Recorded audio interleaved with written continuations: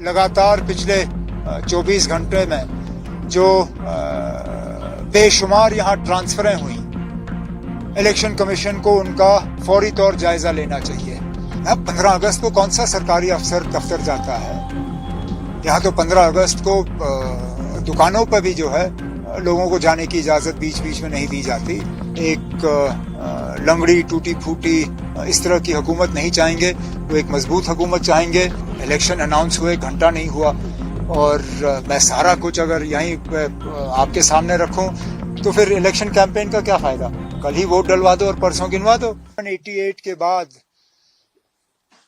ये पहली मर्तबा है कि इतने कम अरसे के अंदर और इतने कम फेजेस में इलेक्शन जो हैं जम्मू कश्मीर में कराए जा रहे हैं। जाहिर सी बात है कि पॉलिटिकल पार्टीज के लिए ये एक नया तजुर्बा होगा, लेकिन मैं नेशनल कॉन्फ्रेंस की तरफ से इतना ही कह सकता हूं कि हम पहले से ही इस दिन की तैयारी में लगे हुए थे और बिल्कुल फौरी तौर हम अपना इलेक्शन का सिलसिला जो है वो शुरू कर लेंगे।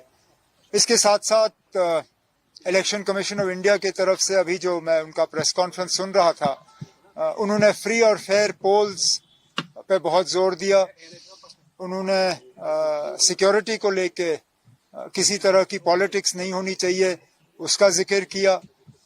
तो मैं फौरी तौर इलेक्शन कमीशन से गुजारिश करना चाहता हूं, हम उन्हें एक चिट्ठी भी भेज रहे हैं आज कि लगातार पिछले 24 घंटे में जो बेशुमार यहाँ ट्रांसफरें हुई, इलेक्शन कमीशन को उनका फौरी तौर जायजा लेना चाहिए। इतने सारे अफसर अचानक ट्रांसफर किए जाना, हमें तो शक है कि ये हुकूमत, दिल्ली की जो हुकूमत की पार्टी है बीजेपी, उन्हीं का लगाया हुआ लेफ्टिनेंट गवर्नर है यहाँ पे। बीजेपी को मदद और बीजेपी को फायदा और उनके जो सहयोगी बी टीम, सी टीम, डी टीम है यहाँ पे, उनको मदद पहुंचाने के लिए ये ट्रांसफरें कराई गई हैं। इलेक्शन कमीशन ऑफ इंडिया की तरफ से फौरी तौर इन ट्रांसफरों पे जो है उनको इनका नोटिस लेके उन्हें एग्जामिन करना चाहिए और जो ट्रांसफर्स उनके गाइडलाइन से बाहर हैं उनको रोक दिया जाना चाहिए। और इसी के साथ साथ जो पिछले 1-2 साल में मेन स्ट्रीम पॉलिटिकल पार्टीज, खासकर वो जिन्होंने बीजेपी और बीजेपी के एजेंडा की मुखालफत की, हम लोगों की जो सिक्योरिटी कम की गई है, कुछ ऐसे लोग हैं जिनकी सिक्योरिटी पूरी तरह से पिछले दिनों विड्रॉ की गई, फौरी तौर इलेक्शन कमीशन की तरफ से इसमें ऑर्डर दिया जाना चाहिए और मेन स्ट्रीम जो non BJP allied political parties हैं उनकी सिक्योरिटी जो है फौरी तौर रिस्टोर की जानी चाहिए। बाकी इलेक्शन के हवाले से जो बातें करनी होगी आगे आगे तो आप लोगों से बड़ी मुलाकातें होंगी तो बात करते रहेंगे। बताइए ना, देखिए यहाँ से शुरू करते हैं फिर यहाँ तक पहुँच जाएंगे। देखिए ना, जहाँ तक मेरे अपने इलेक्शन लड़ने का सवाल है, हालांकि मैं अभी भी अपनी जगह ये मानता हूँ कि मैं इलेक्शन लड़ना नहीं चाहता हूँ। हकीकत ये है कि तंजीम के अंदर से और बहुत मेरे ऊपर दबाव बना हुआ है। अब मैं अपने तंजीम के साथियों के साथ बैठ के बात करूंगा और आने वाले 1-2 दिनों में किसी न किसी नतीजे पे आ ही जाऊंगा। मेरे लिए मुसीबत ये भी बनी हुई है कि मेरे वालिद साहब, जिनकी उम्र भी बहुत है, तबीयत भी उनकी बीच में ठीक रहती नहीं है, उन्होंने यहाँ तक कहा कि अगर मैं नहीं लड़ता हूँ तो फिर मजबूरन उनको मैदान में उतरना पड़ेगा। ये भी अब मेरे लिए एक परेशानी की एक बात बन गई है। अब साथियों से मशवरा करके, फारूक साहब से बात करके आने वाले दिनों में किसी न किसी नतीजे पे आ ही जाऊंगा। नहीं, इंडिया गठबंधन तो था। मैं आपसे ये शेयर कर सकता हूं कि कुछ दिन पहले कांग्रेस के कुछ सीनियर लीडर दिल्ली से आए थे। एक राउंड डिस्कशन मेरी उनके साथ हुई थी इस बात पे कि क्या हम मिलकर इलेक्शन लड़ सकते हैं या नहीं, लेकिन बदकिस्मती से वो यहाँ बिना हाईकमांड के अपने हाईकमांड के किसी इंस्ट्रक्शंस लिए बिना यहाँ आए थे, तो हम उस डायलॉग को आगे ले नहीं पाए। अगर आज कांग्रेस के पास कोई कॉन्क्रीट सजेशंस हैं या उनके पास कोई कॉन्क्रीट आइडिया है जिससे कि हम मिल बैठ के कोई अंडरस्टैंडिंग कर सकते हैं, तो हम जरूर उनसे बात करने के लिए तैयार होंगे। 2 दिन पहले नेशनल कॉन्फ्रेंस के सदर फारूक अब्दुल्ला साहब ने कांग्रेस के कुछ सीनियर लीडरों से टेलीफोन पे भी बात की थी इस सिलसिले में कि बातचीत के लिए जो है हम एक रास्ता खोल दें।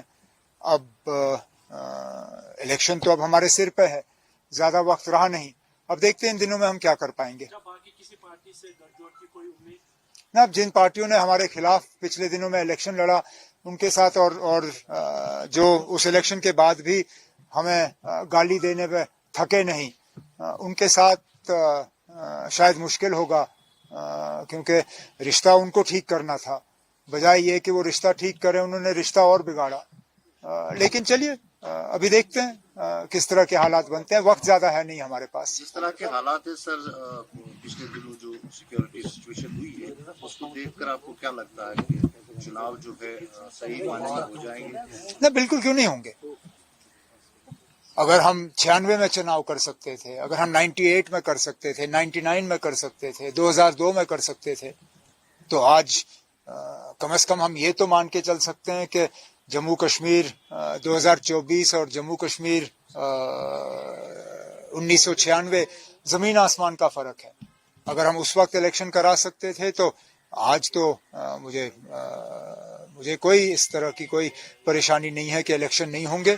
हाँ, सिक्योरिटी को लेके इलेक्शन कमीशन को हमारा थोड़ा सा जो हमारे खदशात हैं उनका ख्याल रखना होगा, लेकिन हम किसी तरह से हालात को देखते हुए जो है मैदान से पीछे हटने के लिए तैयार नहीं है। एक सेकंड ना, जो ऐड करना चाहूंगा सिक्योरिटी पॉइंट ऑफ व्यू से, जो जम्मू में सूरत हाल रही है उनकी रिपोर्ट से क्रॉस द बॉर्डर ट्रेन लोग भी आए हैं, जिसके नतीजे में ये कहा गया था शायद इसीलिए सक्सेसफुल अटैक्स हुए। क्या सिक्योरिटी ग्रिड में चेंजेस लानी होगी इलेक्शन से पहले? और साथ साथ जो ऑर्डर्स गवर्नर की तरफ से, अभी आपने कहा ट्रांसफर, 7 ऑर्डर्स हमने सुने हैं एडमिनिस्ट्रेशन में, किस तरह का एक प्लान? लेकिन अब जहां तक आपने ग्रिड या सिक्योरिटी के हवाले से बात की, आपको और क्या चेंज चाहिए? डीजी बदल दिया गया है, जहां इलेक्शन के दौरान अक्सर बेशतर हमने देखा है कि इस तरह की चेंजेस नहीं होती। हम तो ये सोच रहे थे कि शायद जो एग्जिस्टिंग डीजी है, जिसने बीच बीच में हमारे खिलाफ पॉलिटिकली भी जो है एक फ्रंट खोला था, हमने सोचा था शायद इसको एक्सटेंशन देंगे, लेकिन एक्सटेंशन देने के बजाय 15 अगस्त को ही ये साफ कर दिया कि उन्होंने यहाँ रहना नहीं है। अब उनका जो रिप्लेसमेंट है वो आके कमांड संभाल लेगा। बाकी जहां तक आपने ट्रांसफर्स की बात की, खर्चात तो हैं ना। 15 अगस्त को कौन सा सरकारी अफसर दफ्तर जाता है? यहाँ तो 15 अगस्त को दुकानों पर भी जो है लोगों को जाने की इजाजत बीच बीच में नहीं दी जाती। इन्होंने तो 15 अगस्त को सेक्रेटेरिएट खोला, 15 अगस्त को पीएचक्यू खोला, और अचानक ये जो बेशुमार ट्रांसफरें हुई, क्यों? जाहिर सी बात है कि इलेक्शन के इनको पता चला कि आज इलेक्शन का ऐलान होना है, और बीजेपी और बीजेपी की बी टीम, सी टीम, डी टीम, जिन्होंने पिछले 2-3 महीने पहले बीजेपी की मदद की, उन्हीं को फायदा पहुंचाने के लिए ये ट्रांसफरें कराई गई। नहीं तो इलेक्शन कमीशन ऑफ इंडिया की तरफ से, अगर मुझे याद है, कुछ हफ्ते पहले वाज़िया हिदायत आई थी कि जो अफसर इलेक्शन के साथ इन्वॉल्व हैं उनका ट्रांसफर नहीं होना चाहिए। आपने तो डीसीज, एडीसीज, इतने सारे अफसर ट्रांसफर किए, तो जाहिर सी बात है कि लेवल प्लेइंग फील्ड के बजाय आप एक अनबैलेंस्ड प्लेइंग फील्ड यहाँ कायम करने की कोशिश कर रहे थे। सर, आर्टिकल 370 नेशनल कॉन्फ्रेंस के लिए इम्पोर्टेंट है। This will be the first election of national conference और आप आर्टिकल 370 के बगैर इलेक्शन लड़ रहे हैं, कितना मुश्किल होगा? सेकंड क्वेश्चन ये है कि जो शॉर्ट पीरियड में इलेक्शन हो रहे हैं, 3 फेजेस में कम समय दिया गया है, व्हाट डू यू थिंक इसका ये डिसीजन क्यों लिया गया है? कम समय में क्यों इलेक्शन हो रहा है? मैं दूसरे सवाल का जवाब पहले दूंगा। जब पार्लियामेंट इलेक्शन 7 फेज में अनाउंस हुए तो आप ही के चैनल्स और अखबारों ने कहा कि इतना लंबा क्यों खींचा जा रहा है।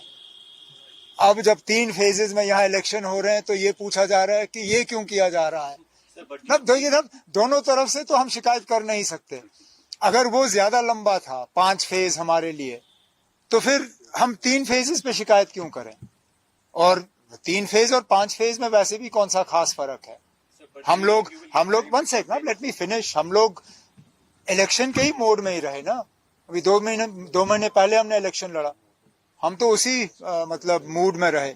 हमारे लिए कोई खास मुश्किल नहीं होगा। हमने अपना मंशूर भी तैयार किया हुआ है। लगभग जो कैंडिडेट्स हम फील्ड में उतारना चाहते हैं, हमने लगभग वो भी तैयार किया हुआ है।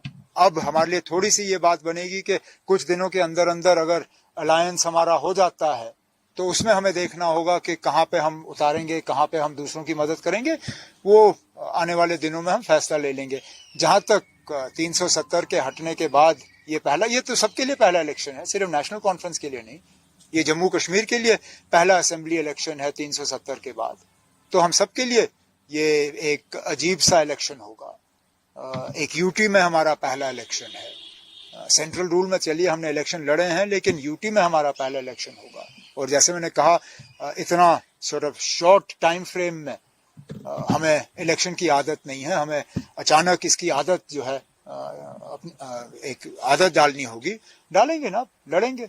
और लोगों पे हमारा पूरा भरोसा है कि लोग बाहर आएंगे और अपने वोट का इस बार सही इस्तेमाल करेंगे।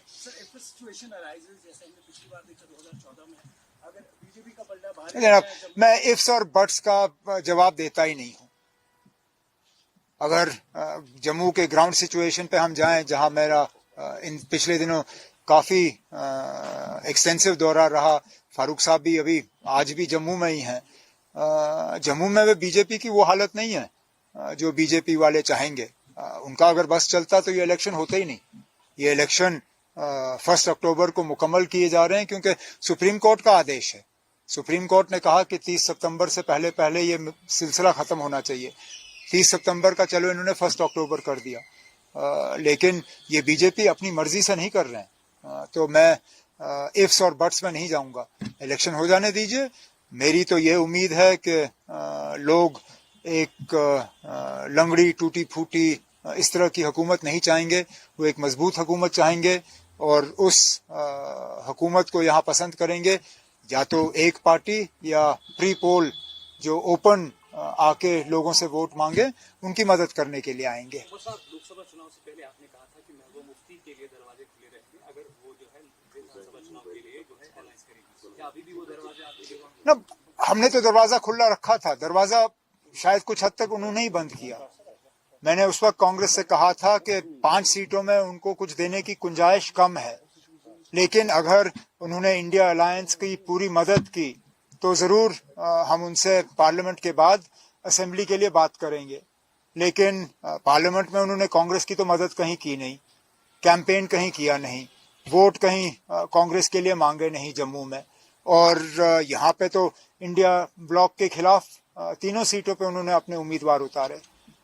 लेकिन ये फैसला मेरा नहीं है। फैसला नेशनल कॉन्फ्रेंस की तंजीम का होगा। फैसला फारूक अब्दुल्ला साहब जो हमारे सदर हैं उनका होगा। उनका जो फैसला हमारे सिर आंखों पे। हम तो बस बेसब्री से इंतजार कर रहे हैं कि वो जम्मू से वापस आएं तो हम इन 2-3 चीजों पे उनसे मशवरा करके आगे के लिए जो है अपनी रणनीति जो है वो तय करें। Sir, national conference chief minister candidate announce करके मैदान में उतरेगी क्योंकि एक फेस चाहिए इलेक्शन के लिए। अब हमारे पास फेसेस की कमी नहीं है। ये कुछ चीजें आप हम पे ही छोड़ दीजिए ना। अब पहले ही आज इलेक्शन अनाउंस हुए घंटा नहीं हुआ और मैं सारा कुछ अगर यहीं आपके सामने रखूं तो फिर इलेक्शन कैंपेन का क्या फायदा। कल ही वोट डलवा दो और परसों गिनवा दो। हमें कैंपेन करने दीजिए, कुछ चीजें उसमें क्लियर हो जाएंगी। मैनिफेस्टो पे आपने कहा कि ऑलमोस्ट डन है मैनिफेस्टो।